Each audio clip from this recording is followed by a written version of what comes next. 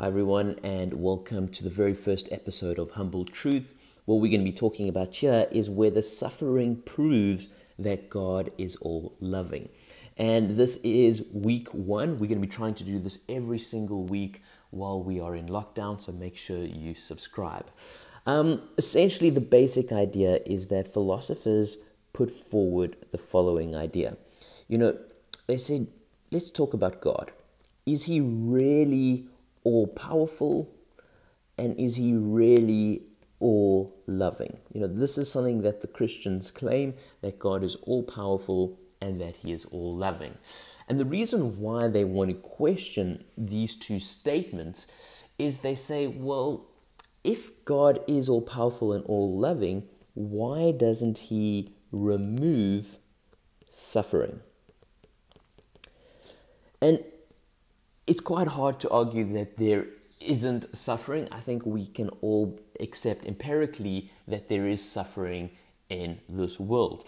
So the argument that they make is that if God can remove suffering, let's first look at if he can't. If God can't remove suffering, then they like to say that he is not all-powerful. And they also like to say that if he can remove suffering but doesn't want to, it means that he is not all-loving. So this is the argument that the philosophers put forward, saying that God can't be all-powerful and all-loving if we live in a world of suffering. However, what I want to do is show you that this is something known as a false dilemma. There is a little bit of a fault in their argument because they've misunderstood the concept of love. And they're incorrectly assuming that love and suffering are incompatible. So they're trying to say that these two can't coexist. Now, what we're going to try and do, and maybe have to use a little bit of our imagination to do this, is let's try and see the world from God's view. Okay, I know it's a bit of a tall order, but let's try and see if we can see the world from God's view. Now, let's use the philosopher's arguments of all-powerful, all-loving, and the idea that there's suffering in the world. Let's try not introduce anything else except what the philosopher has in their argument. So if we're to see the world from God's view, okay, and like the philosophers put forward, questioning, is he all-powerful? Well, if he is all-powerful, then it means that he is able to see into the future, okay? This means that before creation, so before God decides to create the world, he saw all this suffering that was going to happen in the world. Now, this is the big thing, is that there is suffering for us, which we all can attest to. But this is the other idea that I think the philosophers forgot to think about, is that there is also suffering for God. And since they're saying, it's the Christian view, maybe we can sneak in a very quick Bible verse.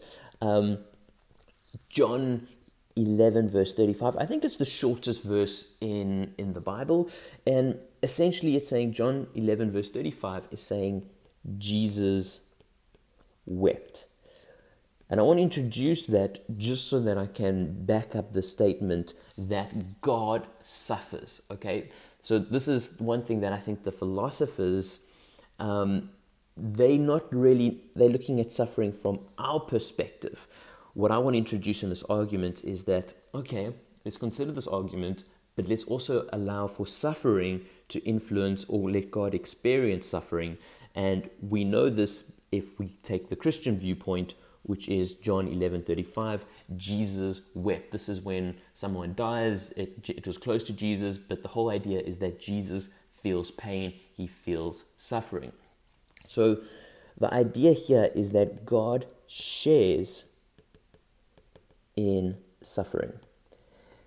And I mean, yeah, the Christian story, we know that Jesus goes through quite a bit of suffering with the crucifixion and all the events leading up to that. So I think it's quite fair to accept, yeah, God shares in our suffering. Now, God is also, according to this argument that we're looking at, is all loving. Now, if you're all loving, it means you have full empathy for everyone. Okay?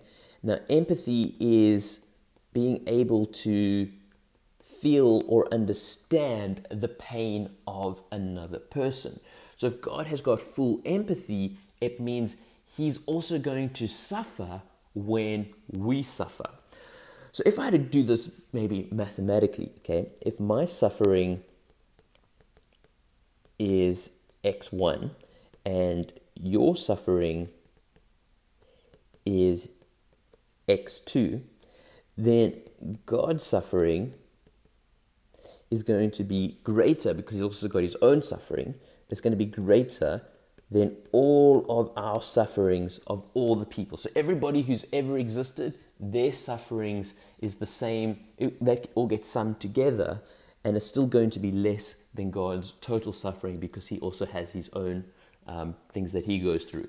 So, like I say, with the crucifixion and that was not suffering that other people experienced. So, we know that God suffers a lot, okay? And because God is all-powerful, He foresaw His suffering. So God foresaw His own suffering. He foresaw the suffering of everybody else. He foresaw the crucifixion.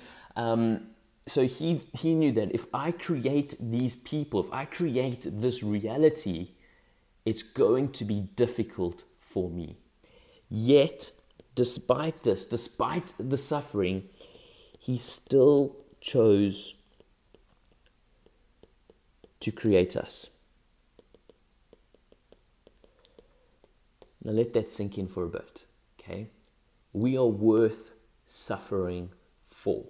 Now, if we're worth suffering for, it means that He loves us. Because if He doesn't love us, He wouldn't go through all of this suffering by creating us. So let's maybe wrap this all up. So if God is all-powerful, and if there is suffering, then the fact that He's all-powerful and He's all-suffering and He partakes in the suffering and yet He still decided to go through with everything, then it's actually proof that He is all-loving.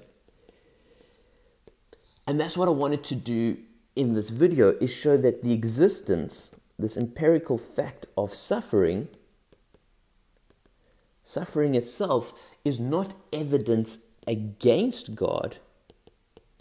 If anything, suffering is evidence for God. And yeah, we are going to wrap the video up there. But like I say, I want to maybe do this once a week. I think the next video we're going to look at is why it is rational to pray. And if you're interested in seeing that, then please subscribe so that you can get notified when that next video comes out. Thank you so much for watching. This has been Humble Truth. Cheers.